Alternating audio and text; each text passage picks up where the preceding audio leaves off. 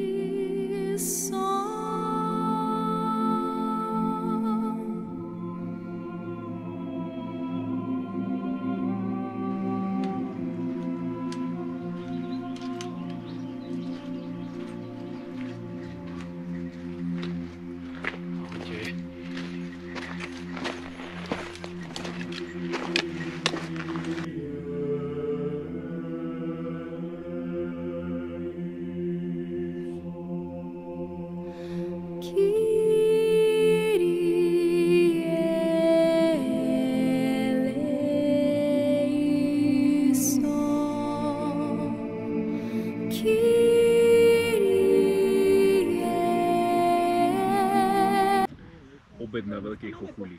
Pozdravujeme.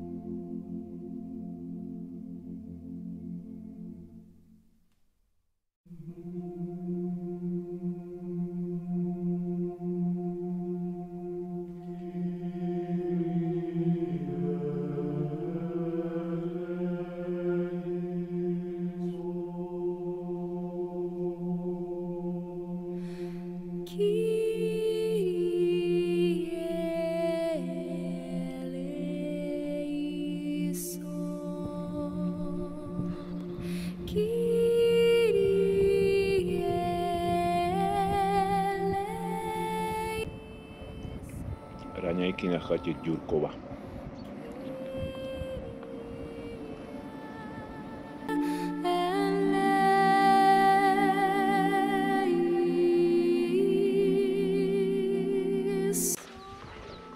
Takže, drahí pútnici, túto púť sme zasvetili Janovi Ruskému a svätej Teodórii Alexandrijskej. Jan Ruský pochádzal z dnešnej Ukrajiny a narodil sa okolo roku 1690.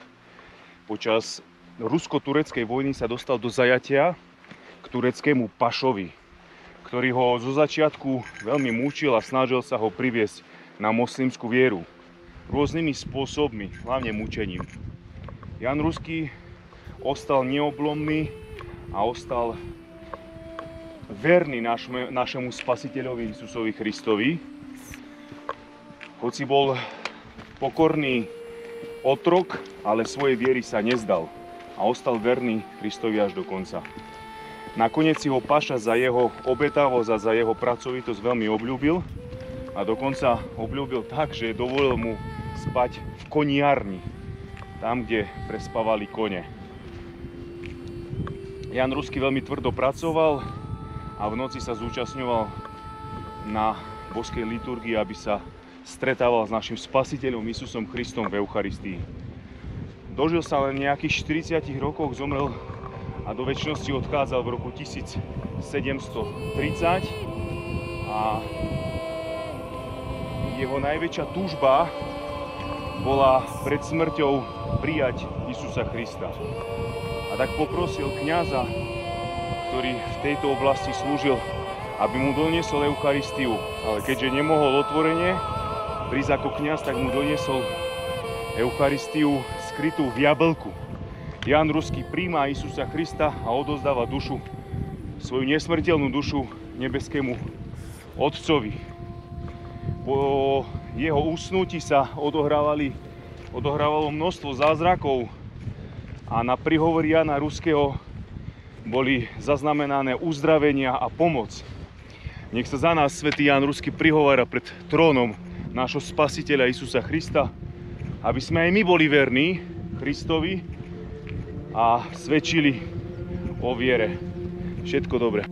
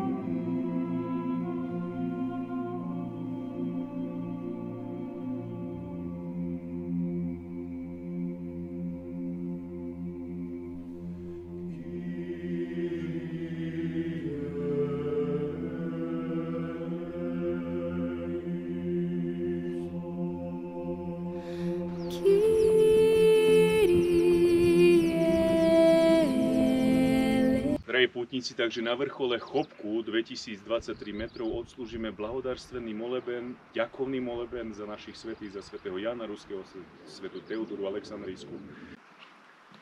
Blahosloven Boh nás, всегда ныне присно и во веки веков. Аминь. Христос воскресе из мертвых, смертью смерть поправ, и сущим до гробих живот даровал. Святый Боже, святый крепкий, святый бессмертный, помилуй нас. Святый Боже, святый крепкий, святый бессмертный, помилуй нас. Святый Боже, святый крепкий, святый бессмертный, помилуй нас. Слава Отцу и Сыну и Святому Духу, ныне и присно во веки веков. Аминь.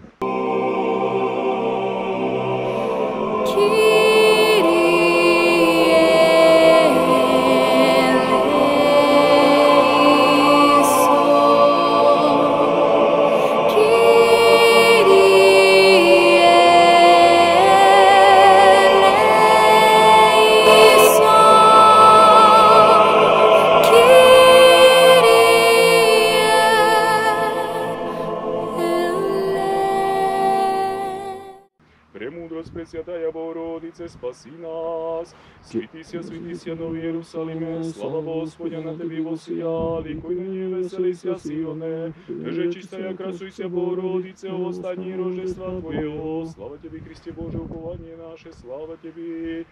Христос воскресе из мертвых, смертью смерть поправи, сущим воробий живот даровал. Господи помилуй, Господи помилуй, Господи помилуй, благослови. Воскресе из мертвых Христос, истинный Бог наш, молитва им пречистя Своя Матери, святых славных хвалных апостолов и праведного Иоанна Руского и мученицы Теодории, и си святых помилуй, спасет нас, яко благ и человеколюбец. Благословение Господне на вас, то благодатью человеколюбием, всегда ныне и присно и во веки веков.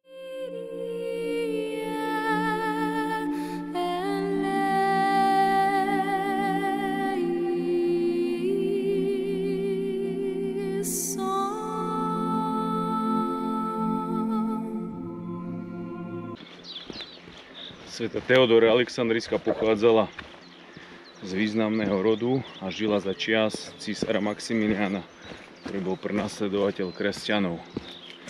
Keďže ona bola kresťanka, v tej dobe uverila v Krista, bola kruto mučená a spolu s mučeníkom Didymom boli popravení. Mučeníka Didyma jeho ostatky spálili a mučenicu Teodoru nie, pretože pochádzala z významného rodu. za čo patrí Bohu vďaka, pretože dnes sa môžeme kláňať a uctiť si ostatky svätej Teodory Alexandrijskej. Jej celé telo sa nachádza pri Bratislave v dedinke Mariánka a takisto v našej katedrále máme časť jej svätých ostatkov. Nech sa za nás mučenica Teodora aj mučeník Didymir prihovárajú pred Božím trónom spolu so svätým Jánom Ruským. Takže, drahí pútnici, posledné videjko vám prinášame z lokality Biela Púť a lúčia sa s vami pútnici. Ahojte a do skorého videnia. Naozaj.